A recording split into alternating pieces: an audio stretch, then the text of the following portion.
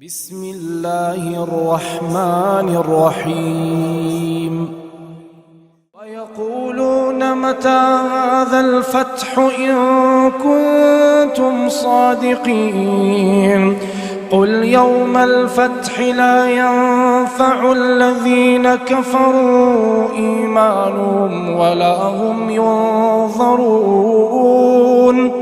فأعرض عنهم وانتظر إنهم منتظرون. السلام عليكم ورحمة الله وبركاته. ഖുർആൻ പദം 1426 ദിവസത്തിലേക്ക് എല്ലാവരെയും ഹാർദമായി സ്വാഗതം ചെയ്യുന്നു. വിശുദ്ധ ഖുർആനിലെ 32-ാമത്തെ അധ്യായമായ സൂറത്ത് സജ്ദയിലെ 28 മുതൽ 30 വരെയുള്ള അവസാനത്തെ 3 ആയത്തുകളാണ് ഇന്ന് പഠന വിധേയമാക്കുന്നത്. ക്ലാസ് ആരംഭിക്കുന്നതിനായി ആദരണീയനായ ഡോക്ടർ A.I. വിലായത്തുള്ള സാഹിബിനെ ക്ഷണിക്കുന്നു. അസ്സലാമു അലൈക്കും വറഹ്മത്തുള്ളാഹി വബറകാതുഹു. അഊദു ബില്ലാഹി മിനശ് ശൈത്വാനിർ റജീം. ബിസ്മില്ലാഹിർ റഹ്മാനിർ റഹീം. വയഖൂലൂന മതാ ഹാദൽ ഫത്ഹു ഇൻ കുൻതും സാദിഖീൻ ഖുൽ യൗമൽ ഫത്ഹി ലാ യൻഫഉ അല്ലദീന കഫറൂ ഈമാനുഹും വലാ ഹും യുൻളറൂൻ فأعرض عنهم وانتظر إنهم منتظرون. صدق الله العلي العظيم. സൂറത്ത് സജ്ദയിലെ 28 മുതൽ 30 വരെയുള്ള അവസാനത്തെ 3 ആയത്തുകളാണ് നിങ്ങൾ കേൾപ്പിച്ചിട്ടുള്ളത്.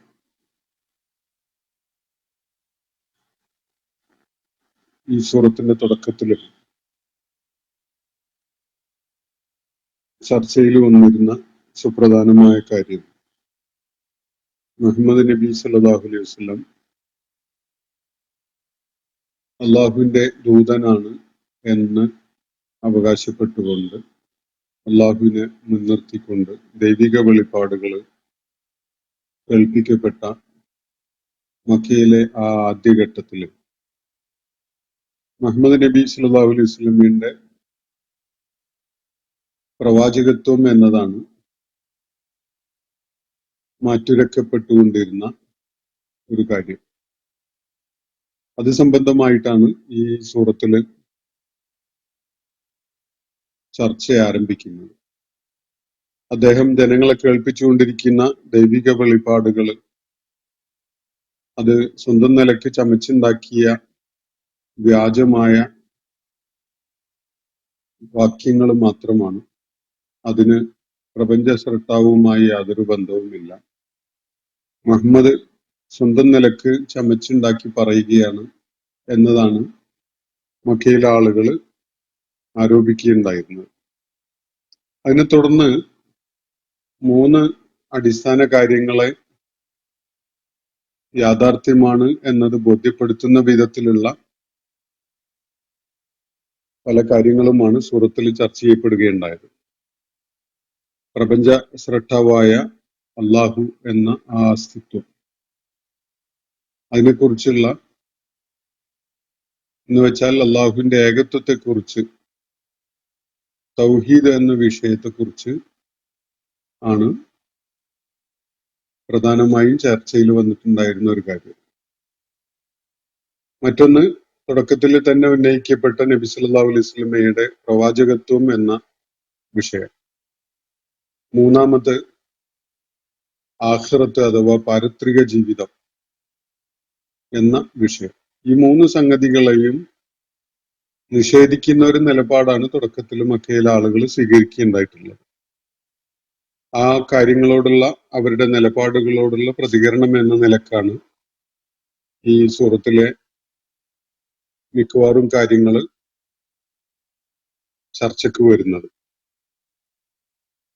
ഇന്നലെ നമ്മൾ വായിച്ച ഭാഗത്ത് ചില ദൃഷ്ടാന്തങ്ങളെ ചൂണ്ടിക്കാണിച്ചുകൊണ്ട് ഈ ആളുകൾക്ക് ഈ പ്രാപഞ്ചിക പ്രതിഭാസങ്ങളും ചരിത്ര വസ്തുതകളും ഒന്നും തന്നെ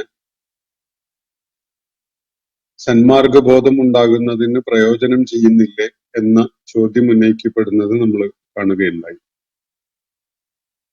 ഇവർക്ക് മുമ്പുള്ള എത്രയോ തലമുറകളെ ആ ആളുകളുടെ വാസസ്ഥലങ്ങളിലൂടെ, ആ പ്രദേശങ്ങളിലൂടെ ഇവർ ദിനേന കടന്നുപോയിക്കൊണ്ടിരിക്കുന്നുണ്ട്. അങ്ങനെയുള്ള പിന്നിട്ട കാലത്തെ എത്രയോ തലമുറകളെ നാം നശിപ്പിക്കുകയുണ്ടായതാണ്. നിശ്ചയമായിട്ടും അത്തരം ചരിത്ര അവശിഷ്ടങ്ങളിൽ, ചരിത്ര സംഭവങ്ങളിൽ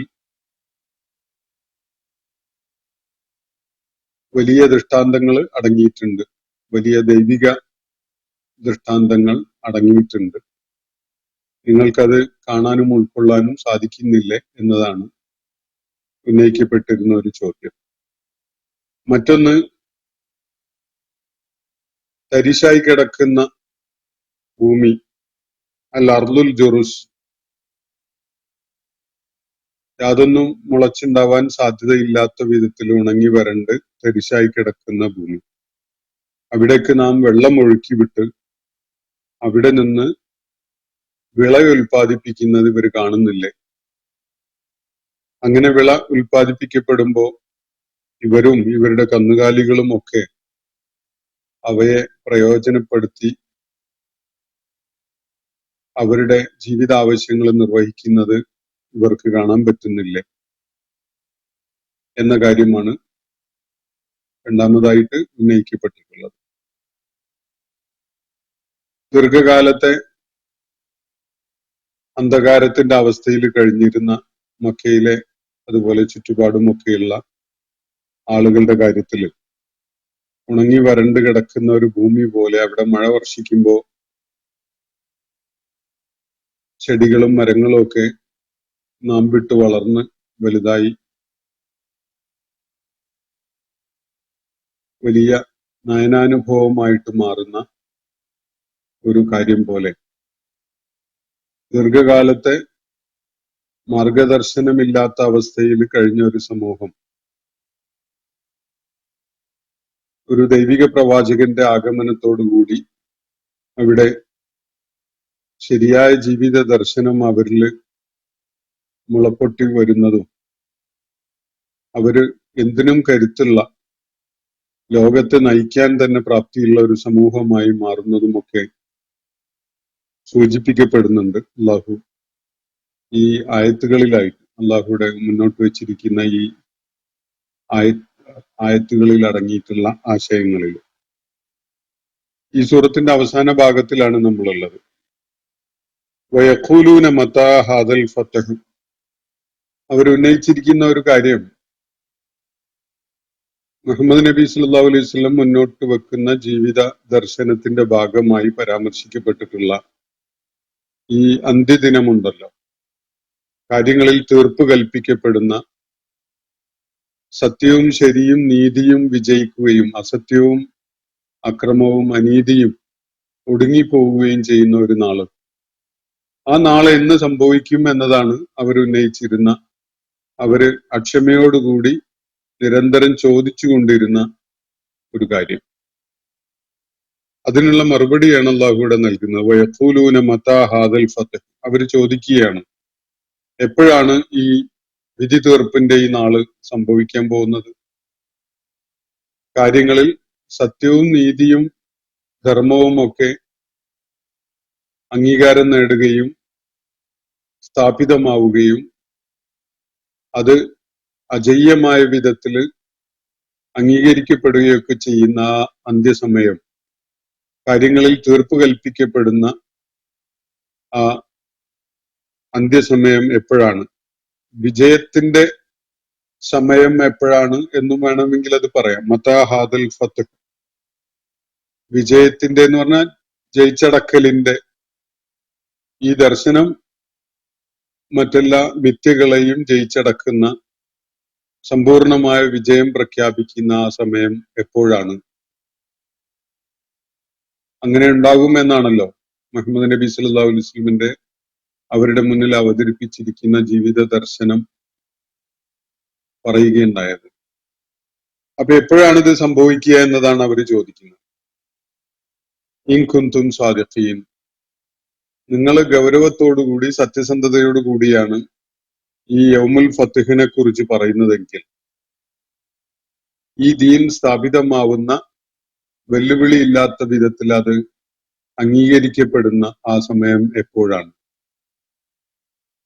ഗൗരവത്തിലാണ്, സത്യസന്ധമായിട്ടാണ്, ആത്മാർത്ഥതയോടുകൂടിയാണ് നിങ്ങൾ ഈ കാര്യം മുന്നോട്ട് വെക്കുന്നതെങ്കിൽ അത് എപ്പോഴാണ് ഉണ്ടാവുക? ഇതാണ് അവരുടെ ചോദ്യം. അതിന് മറുപടിയായിട്ട് അള്ളാഹു നബി സല്ലല്ലാഹു അലൈഹി വസല്ലമയോട് പറയുകയാണ്, പ്രവാചകരെ ഇങ്ങനെ പറയുക, ഖുൽ യൗമൽ ഫത്ഹ് ലാ യൻഫഉൽ ലദീന കഫറൂ ഈമാനുഹും. ഈ യൗമുൽ ഫത്ഹ് എന്നോ ആവട്ടെ, എന്നായാലും ലാ യൻഫഉൽ ലദീന കഫറൂ ഈമാനുഹും, നിഷേധികൾക്ക് ആ ഘട്ടത്തില് വിശ്വാസം ഉൾക്കൊണ്ടത് കൊണ്ട് യാതൊരു പ്രയോജനവും ഉണ്ടാവുകയില്ല. യൗമുൽ ഫത്ഹ് സംഭവിക്കുമ്പോ വേഗം അങ്ങോട്ട് മറുകണ്ഠം ചാടിക്കളയാം എന്നാണ് നിങ്ങളുടെ മനസ്സിലുള്ളതെങ്കിൽ, യൗമുൽ ഫത്ഹ് ആഗതമാവുന്നതിന്റെ ആദ്യ ലക്ഷണങ്ങൾ കണ്ടു തുടങ്ങിയാൽ വേഗം വിശ്വാസത്തിന്റെ മാർഗത്തിലേക്ക് അങ്ങ് കാലെടുത്ത് വെച്ച് കളയാം എന്നതാണ് അവരുടെ മനസ്സിലിരിപ്പെങ്കിൽ അവര് മനസ്സിലാക്കട്ടെ. പ്രവാചകരെ അവരോട് പറയുക, യൗമൽ ഫത്ഹി, ആ കാര്യങ്ങളിൽ നിർണയമുണ്ടാകുന്ന, തീർപ്പ് കൽപ്പിക്കപ്പെടുന്ന ആ ദിവസം ഉണ്ടല്ലോ, ജയിച്ചടക്കലിന്റെ ആ ദിവസം, അത് ലാ യൻഫഉൽ ലദീന കഫറൂ ഈമാനുഹും, നിഷേധികൾക്ക് ആ നാളിൽ, ആ അവസാന ഘട്ടത്തിൽ വിശ്വാസം ഉൾക്കൊണ്ടത് കൊണ്ട് യാതൊരു പ്രയോജനവും ഉണ്ടാവുകയില്ല. ചരിത്രത്തിൽ വളരെ ശ്രദ്ധേയനായ ഒരു വ്യക്തി അങ്ങനെ മരണവക്ത്രത്തിലെത്തിയ ഘട്ടത്തില് അയാളുടെ സത്യവിശ്വാസം വിളിച്ചു പറഞ്ഞ ഒരു സംഭവം വിശുദ്ധ ഖുർആൻ പരാമർശിക്കുന്നുണ്ട്. ഈജിപ്തിലെ ഭരണാധികാരിയായിരുന്ന, ലോകത്തെ അടക്കി വാണിരുന്ന ഫറോവ ചക്രവർത്തി മൂസാ അലൈഹിസ്സലാമിനെ വെല്ലുവിളിച്ചുകൊണ്ട് അദ്ദേഹത്തെ എല്ലാവിധത്തിലും ദ്രോഹിക്കുകയും അദ്ദേഹത്തെ നശിപ്പിച്ചു കളയാൻ ലക്ഷ്യം വെച്ചുകൊണ്ട് ഇറങ്ങി പുറപ്പെടുകയും ചെയ്തുകൊണ്ട് ചെങ്കടലിൽ മുങ്ങി മരിക്കുന്ന ഘട്ടത്തില് അദ്ദേഹം വിളിച്ചു പറയുന്നുണ്ട്, മൂസായുടെയും ഹാറൂന്റെയും ദൈവത്തില് ഞാൻ വിശ്വസിച്ചിരിക്കുന്നു എന്ന്. പക്ഷെ ആ വിശ്വാസം അയാൾക്ക് പ്രയോജനപ്പെടുകയുണ്ടായില്ല എന്നതാണ് ഖുർആൻ ചൂണ്ടിക്കാണിക്കുന്ന കാര്യം. മരണമാണ് ഒരാൾക്ക് യഖീൻ ഉണ്ടാക്കുന്ന ഏറ്റവും പ്രാധാന്യമുള്ള ഒരു കാര്യം. മരണം തൊണ്ടക്കുഴിയിലെത്തിയ സമയത്ത് ഒരാൾക്ക് നിഷേധിയാവാൻ സാധ്യമല്ല. ബോധ്യപ്പെട്ട് അംഗീകരിക്കാനല്ലാതെ ഒരാൾക്ക് അവസരം ഉണ്ടാവില്ല. നിഷേധിക്കാൻ ആ ഘട്ടത്തില് തികഞ്ഞ യാഥാർത്ഥ്യം കൺമുന്നിൽ കാണുന്ന ഘട്ടത്തിൽ ഒരിക്കലും സാധിക്കില്ല. പക്ഷെ ആ വിശ്വാസം ഒരാൾക്കും പ്രയോജനപ്പെടുകയില്ല എന്നാണ് വിശുദ്ധ ഖുർആൻ പറയുന്നത്. അള്ളാഹു അത് അംഗീകരിക്കാൻ പോകുന്നില്ല. കാരണം അവരുടെ സമയം അവസാനിച്ചു കഴിഞ്ഞു. അതാണ് കാര്യം. അവർക്ക് അനുവദിക്കപ്പെട്ട അജല്, ആ അജല് തീരുന്നതിന് മുമ്പായിട്ടാണ് അവർ തീരുമാനമെടുക്കേണ്ടിയിരുന്നതും ആ മാർഗത്തില് മുന്നോട്ട് പോവേണ്ടിയിരുന്നതും ഒക്കെ. അതിന് കൂട്ടാക്കാതെ നിരന്തരം നിഷേധത്തിന്റെ നിലപാടിൽ തന്നെ കഴിഞ്ഞ് കൂടിയ ഒരാള് മരണം കൺമുന്നിൽ എത്തിയ ഘട്ടത്തില്, മരണം ഉറപ്പായ ഘട്ടത്തില് ബോധ്യപ്പെടുന്നു, വിശ്വസിക്കുന്നു എന്ന് പറഞ്ഞതുകൊണ്ട് യാതൊരു പ്രയോജനവും ഉണ്ടാവുകയില്ല. വയഖൂലൂന മതാ ഹാദൽ ഫത്ഹ്, ഇതാണ് അവരുടെ ചോദ്യം. എപ്പോഴാണ് കാര്യങ്ങളിൽ നിർണയം ഉണ്ടാകുന്ന ആ നാള് വന്നു ചേരുക? നിങ്ങളീ പറയുന്ന സത്യത്തിനും നീതിക്കും നന്മക്കുമൊക്കെ മേൽക്കൈ ഉണ്ടാവുന്ന ആ അന്ത്യസമയം, അസത്യം പൂർണ്ണമായും പരാജയപ്പെടുത്തപ്പെടുന്ന, ബാത്തില് പൂർണ്ണമായിട്ടും ജയിച്ചടക്കപ്പെടുന്ന ആ സമയം എപ്പോഴാണ് എന്നതാണല്ലോ ചോദ്യം. ഇത് ഗൗരവത്തിലുള്ള ഒരു ആശയമായിട്ടാണ് നിങ്ങൾ ഈ ദർശനം മുന്നോട്ട് വെക്കുന്നതെങ്കിൽ എപ്പോഴാണ് അതുണ്ടാവുക? അതൊന്ന് പറ. ഇതാണ് അവരുടെ ചോദ്യം. അതിനുള്ള മറുപടിയായിട്ടാണ് നബി സല്ലല്ലാഹു അലൈഹി വസല്ലമക്ക് അള്ളാഹു ഇങ്ങനെ പറയാൻ വേണ്ടി നിർദ്ദേശം നൽകുന്നത്. യൗമൽ ഫത്ഹി, ആ കാര്യങ്ങളിൽ നിർണയം ഉണ്ടാവുന്ന ആ നാള്, കാര്യങ്ങളിൽ തീരുമാനമുണ്ടാവുന്ന വിജയത്തിന്റെ ആ നാള്, ജയിച്ചടക്കലിന്റെ ആ നാള്. ലാ യൻഫഉൽ ലദീന കഫറു ഈമാനു, നിഷേധികൾക്ക് ഒരു കാരണവശാലും അവരുടെ വിശ്വാസം ആ ദിവസത്തിൽ പ്രയോജനപ്പെടുകയില്ല. മറ്റൊരു കാര്യം കൂടി അതിനോട് ചേർത്ത് പറയുകയാണ് അല്ലാഹു, വലാഹും യൻളറൂൻ, അവർക്ക് പ്രയോജനം ഉണ്ടായിക്കോട്ടെ എന്ന നിലക്ക് ഒരല്പം സമയം അങ്ങ് നീട്ടിയിട്ട് കൊടുക്കൂ, അവരൊരു 2 കൊല്ലം കൂടി അല്ലെങ്കിൽ ഏതാനും മാസങ്ങളെങ്കിലും ഈ വിശ്വാസം ഉൾക്കൊണ്ടവരായിട്ട് ജീവിക്കട്ടെ എന്ന നിലക്ക്, അതും ഉണ്ടാവില്ല. വലാഹും യൻളറൂൻ, അവർക്ക് അവധി നീട്ടി നൽകപ്പെടുന്നതുമല്ല. ഇതാണ് അള്ളാഹുവോട് സൂചിപ്പിക്കുന്ന കാര്യം. സത്യവിശ്വാസ മാർഗം പഠനവിധേയമാക്കുന്നതിന് വേണ്ടി പരിശ്രമിക്കുന്ന ആളുകൾ വളരെ കരുതലും ജാഗ്രതയും കാണിക്കേണ്ട ഒരു വിഷയം കൂടിയാണിത്. മനുഷ്യന്റെ ആയുസ് വളരെ നിർണിതമാണ്. അത് എപ്പോ അവസാനിക്കും എന്നത് നമുക്കറിയുകയില്ല. ബുദ്ധിപരമായ സത്യസന്ധതയോടുകൂടി കാര്യങ്ങളെ വിലയിരുത്തി ബോധ്യപ്പെടുന്ന ആദ്യഘട്ടത്തിൽ തന്നെ സത്യമാർഗം പിൻപറ്റുന്ന ആളായി മാറുക എന്ന ഒരു സാധ്യത മാത്രമാണ് മനുഷ്യനെ സംബന്ധിച്ചിടത്തോളം അവന്റെ മുന്നിലുള്ളത്. അത് അനന്തമായി അങ്ങനെ നീട്ടി കൊണ്ടുപോകുന്ന ഒരാള് അത് തെറ്റാണ് എന്ന്, ശരിയല്ല എന്ന് നിരന്തരം വാദങ്ങൾക്ക് വേണ്ടി വാദം എന്ന നിലക്ക് ഒക്കെ പറഞ്ഞുകൊണ്ടൊക്കെ നിൽക്കുന്ന ഒരവസ്ഥ. മക്കയിലെ പലരുടെയും കാര്യത്തില് അതായിരുന്നു സത്യം. മുഹമ്മദ് നബി സല്ലല്ലാഹു അലൈഹി വസല്ലം മുന്നോട്ട് വെക്കുന്ന കാര്യത്തെ ഉള്ളിൽ തട്ടിക്കൊണ്ട്, മനസ്സിൽ തട്ടിക്കൊണ്ട് നിഷേധിക്കാൻ അവർക്കൊന്നും കഴിയുമായിരുന്നില്ല. അവരുടെ പല ജീവിത താല്പര്യങ്ങളും കാരണമായിട്ട് ആ താല്പര്യങ്ങളുടെ സംരക്ഷണത്തിന് വേണ്ടി നബി സല്ലല്ലാഹു അലൈഹി വസല്ലം മുന്നോട്ട് വെച്ച ആദർശത്തെ, ജീവിത ദർശനത്തെ തള്ളിക്കളയുകയോ നിഷേധിക്കുകയോ അവയെ കൗണ്ടർ ചെയ്തുകൊണ്ട് സംസാരിക്കുകയോ ഒക്കെയാണ് അവര് ചെയ്തുകൊണ്ടിരുന്നത്. ആ ഒരു എക്സസൈസിൽ അവരങ്ങനെ തുടർന്നുകൊണ്ടിരിക്കും. പക്ഷെ അവരുടെ അവധി അവസാനിക്കുന്നതോടുകൂടി, പലരുടെയും കാര്യം പ്രത്യക്ഷത്തിൽ അങ്ങനെ നമ്മൾ കണ്ടല്ലോ.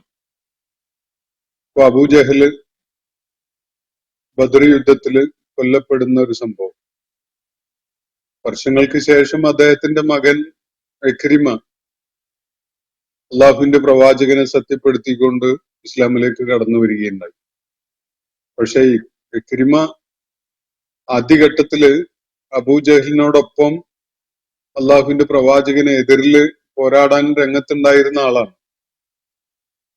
അള്ളാഹുവിന്റെ പ്രവാചകനെ നിഷേധിക്കുകയും അദ്ദേഹത്തിനെ പരമാവധി ദ്രോഹിച്ചുകൊണ്ടിരിക്കുകയൊക്കെ ചെയ്തിരുന്ന അബൂജഹലിന്റെ കൂടെ എല്ലാ നിലക്കും ശക്തിയും കരുത്തും ഒക്കെ പകർന്നു കൊടുത്തുകൊണ്ട് നിലക്കൊണ്ടിരുന്ന ആളാണ് ഇക്രിമ. ഇക്രിമക്ക് സത്യം ബോധ്യപ്പെടാനും അത് അംഗീകരിക്കാനും ആ മാർഗം സ്വീകരിക്കാനും ഒക്കെ ഭാഗ്യമുണ്ടായി. പക്ഷെ അബൂജഹലിന് അങ്ങനെ ഉണ്ടാവുന്നില്ല. അപ്പൊ അബൂജഹലിനെ സംബന്ധിച്ചിടത്തോളം അയാൾ ഉയർത്തിപ്പിടിച്ച ആ നിലപാടോ ആശയമോ സ്ഥിരപ്രതിഷ്ഠ നേടിയില്ല എന്ന് മാത്രമല്ല, അയാൾ തന്നെ ഏറ്റവും ദുരന്തപൂർണമായ ഒരു അന്ത്യം ഏറ്റുവാങ്ങേണ്ടി വരികയുമാണ് ഉണ്ടായിട്ടുള്ളത്. തഖ്വയോടുകൂടി, ബുദ്ധിപരമായ സത്യസന്ധതയോടുകൂടി കാര്യങ്ങളെ വിലയിരുത്താനും പരിശോധിക്കാനും മനസ്സിലാക്കാനും ഒക്കെ ശ്രമിക്കുകയാണെങ്കിൽ അള്ളാഹുവിന്റെ ദൂതൻ മുന്നോട്ട് വെക്കുന്ന ജീവിത ദർശനം സത്യമാണ് എന്നത് ബോധ്യപ്പെടാൻ ഒരു പ്രയാസവുമില്ല. ഒരു താർക്കികനായിക്കൊണ്ടാണ് അതിനെ സമീപിക്കുന്നതെങ്കിൽ അതിനെ തോൽപ്പിക്കാൻ, അത് തെറ്റാണെന്ന് വാദിച്ച്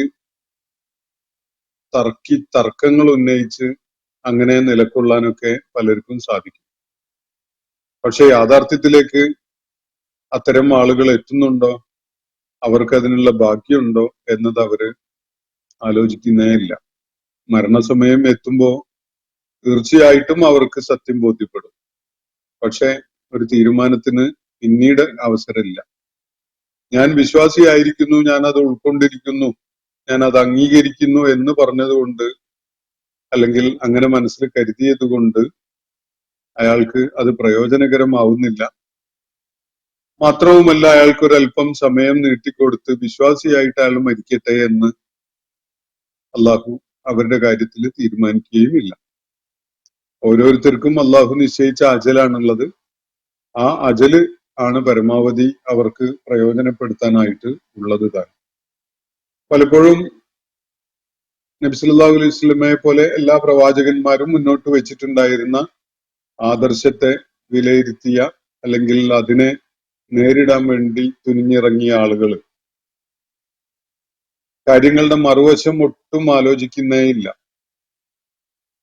മുഹമ്മദ് നബി സല്ലല്ലാഹു അലൈഹി വസല്ലം അവര് കരുതുകയോ പറയുകയോ ചെയ്യുന്ന പോലെ ഒരു ഫ്രോഡുലന്റ് ആയ ഒരാളായിരുന്നുവെങ്കിൽ, അദ്ദേഹം പറയുന്നത് കേവലം വ്യാജമായ ചില കാര്യങ്ങളായിരുന്നുവെങ്കിൽ, പിന്നെ മനുഷ്യ ജീവിതം എന്ന് വെച്ചാൽ എന്താണ്, അതുകൊണ്ട് ലക്ഷ്യമിടുന്ന കാര്യം എന്താണ്, മനുഷ്യ ജീവിതം മരണത്തിന് ശേഷം, മരണത്തെ തുടർന്ന് എന്താണ് മനുഷ്യന് സംഭവിക്കാൻ പോകുന്നത്, ജീവിതത്തിന്റെ പേർപ്പസ് എന്താണ് തുടങ്ങിയിട്ടുള്ള കാര്യങ്ങൾക്കൊന്നും അവരുടെ മുന്നിൽ യാതൊരു ഉത്തരവും ഉണ്ടാവില്ല. അത് വ്യക്തമായ ഉത്തരം ആ വിഷയങ്ങൾക്ക് ഉണ്ടായത് കൊണ്ടല്ല അവര് നബി സല്ലല്ലാഹു അലൈഹി വസല്ലം മുന്നോട്ട് വെച്ചിട്ടുള്ള ജീവിത ദർശനത്തെ തള്ളിക്കളയുന്നത്. അതൊരു താർക്കികന്റെ സ്വഭാവത്തില് ആവർത്തിച്ച് അവരങ്ങനെ തർക്കം ഉന്നയിച്ചു കൊണ്ടിരിക്കുക എന്നൊരു തലത്തിൽ മാത്രമാണ്. യാഥാർത്ഥ്യം കണ്ടെത്തുക എന്നൊരു താല്പര്യമില്ലാതെയാണ് അവര് അങ്ങനെയുള്ള പ്രയത്നങ്ങളിൽ ഏർപ്പെട്ടുകൊണ്ടിരിക്കുന്നത്. മക്കയിലെ ആളുകള് നിരന്തരം കൊണ്ടിരുന്ന കാര്യവും അതാണ്. പക്ഷെ അത്തരം ആളുകൾ ഏറ്റുവാങ്ങാൻ പോകുന്ന പരിണിതി അങ്ങേയറ്റം പരിതാപകരമായതാണ് എന്നതാണ് ഇവിടെ അള്ളാഹു വ്യക്തമാക്കുന്ന കാര്യം. ഖുൽ യൗമൽ ഫത്ഹി ലാ യൻഫഉൽ ലദീന കഫറു ഈമാനുഹും. ആ ഫത്ഹിന്റെ ദിവസം, കാര്യങ്ങളിൽ തീരുമാനങ്ങൾ ഉണ്ടാവുന്ന, വ്യക്തത വരുത്തപ്പെടുന്ന ആ നാളിൽ നിഷേധികൾക്ക് അവരുടെ ഈമാൻ, അവരുടെ വിശ്വാസം ഒരു നിലക്കും പ്രയോജനപ്പെടുകയില്ല. വലാഹും യുൻളറൂൻ. അവർക്ക് അവധി നീട്ടിക്കൊടുക്കപ്പെടുകയുമില്ല. ഇനി അങ്ങനെ ഉള്ള ആളുകളുണ്ടല്ലോ, എല്ലാ സമൂഹത്തിലും അങ്ങനെ കുറച്ച് ആളുകൾ ഉണ്ടാവും. അവര് താർക്കികന്മാരായി കഴിയുക എന്നതാണ് അവരുടെ ആനന്ദം. അങ്ങനെ കുയുക്തികളുമായിട്ടും തർക്കങ്ങളുമായിട്ടും ഒക്കെ അങ്ങനെ ജീവിതകാലം കഴിച്ചു കൂട്ടുക എന്നതിലാണ്. അത്തരം ആളുകളോട് എന്ത് നിലപാട് സ്വീകരിക്കണം എന്നുകൂടി നബി സല്ലല്ലാഹു അലൈഹി വസല്ലമയോട് അള്ളാഹു നിർദ്ദേശിക്കുന്നുണ്ട് തുടർന്നുള്ള ആയത്തില്. പ്രവാചകരെ അത്തരം ആളുകളിൽ നിന്ന് തിരിഞ്ഞു കളയുക. അവര് സത്യാന്വേഷികളല്ല, മനസ്സിൽ സത്യസന്ധതയോടുകൂടിയുള്ള അന്വേഷണം അവരിലില്ല. അതുകൊണ്ട് അവരിൽ നിന്ന് തിരിഞ്ഞു കളഞ്ഞേക്കുക. വന്തലിർ, എന്നിട്ട് കാത്തിരിക്കുകയും ചെയ്യുക. അള്ളാഹു അവർക്കൊരു അജല് നിശ്ചയിച്ചിട്ടുണ്ടല്ലോ. ആ അജല് വരെ അവര് ഈ ഭൂമുഖത്തുണ്ടാകും, ഈ വക കാര്യങ്ങളൊക്കെ ചെയ്തുകൊണ്ട്. അതുകൊണ്ട് കാത്തിരിക്കുക. ഇന്നഹും മുൻതളിറൂൻ, അവരും തീർച്ചയായിട്ടും കാത്തിരിക്കുകയാണ്. ഈ താർക്കികന്മാരും നിഷേധികളും ഒക്കെയായ ആളുകള് കാര്യങ്ങളിൽ അവസാനമായ തീർപ്പ് കൽപ്പിക്കപ്പെടുന്ന ആ സമയം വരാൻ, അല്ലെങ്കിൽ ഓരോരുത്തരുടെയും അന്ത്യമുണ്ടാകാൻ കാത്തിരിക്കുകയാണ്. അവർക്ക് സമയം എത്ര ദീർഘിപ്പിച്ചു കൊടുത്തതുകൊണ്ടും കാര്യമില്ല, അവർക്കത് പ്രയോജനം ചെയ്യൂല. അവര് സത്യത്തിലേക്ക് എത്തൂല. അതൊരു മനോഘടനയാണ്. ആ മനോഘടന അവരുടെ നിലപാടുകൾ കാരണമായിട്ട് രൂപപ്പെട്ടു വന്നിട്ടുള്ളതാണ്. അങ്ങനെയുള്ള താർക്കികന്മാരായും അടിസ്ഥാനരഹിതമായ വിധത്തിൽ തന്നെ സത്യനിഷേധം ഹൃദയത്തിൽ കുടിയിരുത്തിയിട്ടുള്ള ആളുകൾ, അങ്ങനെ കുടിയിരുത്തിക്കൊണ്ട് കഴിയുന്ന ആളുകൾ, അത്തരം ആളുകൾക്ക് ആശയങ്ങളോ വെളിപ്പാടുകളോ ഒന്നും തന്നെ പ്രയോജനപ്പെടൂല. അവരവരുടെ തർക്കങ്ങളിലും വാദങ്ങളിലും ഒക്കെ ആയിട്ട് അങ്ങനെ കഴിഞ്ഞുകൂടും.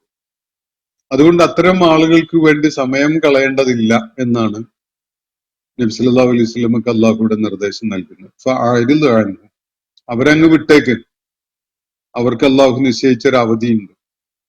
ഫന്തളിർ വന്തളിർ, അവര് കാത്തിരുന്നോളൂ.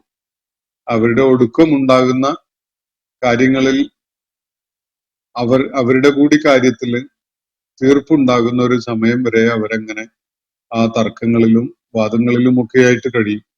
വന്തളിർ ഇന്നഹും മുന്തളിറൂൻ, തീർച്ചയായിട്ടും അവരും കാത്തിരിക്കുന്നവരാണ്. അതുകൊണ്ട് പ്രവാചകരെ താങ്കൾ കാത്തിരുന്നോളൂ. അവരുടെ കാര്യത്തിൽ വലിയ ആവേശത്തില്, വലിയ ഇമോഷണൽ ഇൻവോൾവ്മെന്റില് അവരങ്ങ് നാളെ തന്നെ വിശ്വാസമാർഗം സ്വീകരിച്ചു കളയും എന്ന പ്രതീക്ഷയിലൊന്നും താങ്കൾ നിലകൊള്ളണ്ട. അവരങ്ങ് വിട്ടേക്ക്. അതുപോലെ കുറെ ജന്മങ്ങളുണ്ട്. അത് അവർക്ക് പ്രയോജനപ്പെടാത്ത തരം ജന്മങ്ങളാണ്. കാര്യങ്ങൾ പറഞ്ഞു കൊടുക്കുക, ബോധ്യപ്പെടാൻ യുക്തി തലത്തില് വിവരിച്ചു കൊടുക്കുക എന്നതിനപ്പുറത്തേക്ക് അമിതമായി അതില് മാനസികമായി ഇൻവോൾവ് ആയിട്ട് നിലകൊള്ളേണ്ടതില്ല. അവരെ അങ്ങ് അവഗണിച്ച് വിട്ടേക്ക്. എന്നിട്ട് കാത്തിരിക്കുകയും ചെയ്തോളൂ. തീർച്ചയായിട്ടും അവരും ഈ പരിണിതിയുടെ നാള്, ഈ അന്തിമമായ തീർപ്പ് കൽപ്പിക്കപ്പെടുന്ന കാര്യങ്ങളിൽ നിർണയം ഉണ്ടാകുന്ന ആ നാളിനായിട്ട് കാത്തിരിക്കുക തന്നെയാണ്. അവരും അവരുടെ ഒടുക്കം സംഭവിക്കുന്ന അവധി വരെ ആ കാത്തിരിപ്പില് തുടരുക തന്നെ ചെയ്യും. അതുകൊണ്ട് ആവശ്യത്തിലേറെ വൈകാരികതയോടുകൂടി അവരുടെ പുറകെ അങ്ങനെ നടക്കണ്ട. കാര്യങ്ങൾ മനസ്സിലാക്കാൻ പറ്റുന്ന ഒരു തലത്തിലെല്ലാം വിവരിക്കപ്പെട്ട് കഴിഞ്ഞിട്ടുണ്ടല്ലോ. അതുകൊണ്ട് അവരെ അങ്ങ് അവഗണിച്ച് വിട്ടേക്കും എന്നാണ് നബി സല്ലല്ലാഹു അലൈഹി വസല്ലമക്ക് അള്ളാഹു ഇവിടെ നൽകുന്ന നിർദ്ദേശം. മക്കയില് ഈ വിധത്തില് അവഗണിച്ച് വിടേണ്ട തരം ആളുകൾ ധാരാളം ഉണ്ടായിരുന്നു. എല്ലാ കാലഘട്ടങ്ങളിലും അങ്ങനെയുള്ള നിലപാടുകൾ സ്വീകരിക്കുന്ന, മനസ്സിന്റെ ഉള്ളില് യാഥാർത്ഥ്യം എന്താണ് എന്നത് അറിയാനുള്ള ഒരു താല്പര്യവും ഒരു അന്വേഷണപരതയും ഒരു അന്വേഷണത്വരയും ഇല്ലാത്ത തരം ആളുകൾ. അവര് അതിലൂടെ എന്തെങ്കിലും സത്യം കണ്ടെത്തിയതിന് ശേഷം അത് നമ്മുടെ ജീവിതത്തിൽ വലിയ പരിവർത്തനം ഉണ്ടാക്കുന്ന ഒരു സംഗതി ആവണം എന്നൊന്നും ആഗ്രഹിക്കുന്നേ ഇല്ല. അവരെ സംബന്ധിച്ചിടത്തോളം അങ്ങനെ കാലം കഴിഞ്ഞു പോവുക എന്നത് മാത്രമാണ്. സാധിക്കുന്നിടത്തോളം കുറച്ച് ഒച്ചപ്പാടും ബഹളവും ഒക്കെ ഉണ്ടാക്കി അങ്ങനെ കഴിഞ്ഞു പോവുക എന്നതല്ലാതെ ജീവിതത്തിന് അവര് അതിൽ കൂടുതലൊന്നും ഒരു പ്രാധാന്യവും കൽപ്പിച്ചിട്ടില്ല. അത്തരം ആളുകളെ അങ്ങ് അവഗണിച്ച് വിട്ടേക്ക്, കാത്തിരുന്നോളൂ. അവരും കാത്തിരിക്കുക തന്നെയാണ്. അള്ളാഹുവിന്റെ തീർപ്പ് കൽപ്പിക്കപ്പെടുന്ന നാള് വന്നു ചേരും. തീർച്ചയായിട്ടും ആ ഘട്ടത്തിൽ കാര്യങ്ങളിൽ ഒരു വേർതിരിവ് ഉണ്ടാവുകയും ചെയ്യും എന്നാണ് അള്ളാഹു വ്യക്തമാക്കുന്നത്. ആ നാളില് ഇങ്ങനെ ഗൗരവത്തോടു കൂടി വിഷയത്തെ സമീപിക്കാതെ തർക്കങ്ങളിലും വാദങ്ങളിലും ഒക്കെ ആയിട്ട് കഴിഞ്ഞിരുന്ന ആളുകൾ, അവർക്ക് സത്യം ബോധ്യപ്പെടും എന്നത് ഉറപ്പാണ്. പക്ഷെ അത് അവർക്ക് പ്രയോജനപ്പെടാൻ പോകുന്നില്ല എന്നതാണ് അള്ളാഹു ഖണ്ഡിതമായിട്ട് പറഞ്ഞിരിക്കുന്ന കാര്യം. സൂറത്തു സജ്ദ ഇവിടെ അവസാനിക്കുകയാണ്. 30 ആയത്തുകളുള്ള മക്കയിൽ അവതരിച്ച ഒരു ആയത്തു, ഈ സജ്ദത്തു തിലാവ ആവശ്യമായ ഒരു ആയത്ത് അടങ്ങിയിട്ടുള്ള ഒരു സൂറത്താണ് സൂറത്തു സജ്ദ. വളരെയേറെ സന്ദർഭങ്ങളിൽ നമസ്കാരത്തിലൊക്കെ ആവർത്തിച്ച് പാരായണം ചെയ്യപ്പെടാറുള്ള ഒരു സൂറത്താണിത്. മിക്ക വെള്ളിയാഴ്ചകളിലും നമ്മൾ ഫജറിന് ഈ സൂറത്ത് തിലാവത്ത് ചെയ്യപ്പെടുന്നത് കേൾക്കാറുള്ളതാണ്. ഈ സൂറത്ത് സാധിക്കുന്നവര് മനപ്പാഠം പഠിക്കാൻ ശ്രമിക്കുന്നത് വളരെ ഉപകാരപ്രദമായിരിക്കും എന്നാണ് ഞാൻ മനസ്സിലാക്കുന്നത്. ഇന്നത്തെ സെഷൻ ഇവിടെ അവസാനിക്കുകയാണ്. വാഖിറു ദഅ്വാന അനിൽ ഹംദുലില്ലാഹി റബ്ബിൽ ആലമീൻ. അസ്സലാമു അലൈക്കും വറഹ്മത്തുള്ളാഹി വബറകാതുഹു. ഇന്നത്തെ ഖുർആൻ പദം ഇവിടെ സമാപിക്കുന്നു. ഖുർആൻ പഠനത്തിൽ പങ്കെടുത്ത എല്ലാവർക്കും അല്ലാഹു അർഹമായ പ്രതിഫലം നൽകി അനുഗ്രഹിക്കട്ടെ. വആഖിറു ദഅ്വാന അനിൽ ഹംദുലില്ലാഹി റബ്ബിൽ ആലമീൻ. അസ്സലാമു അലൈക്കും വറഹ്മത്തുള്ളാഹി വബറകാതുഹു.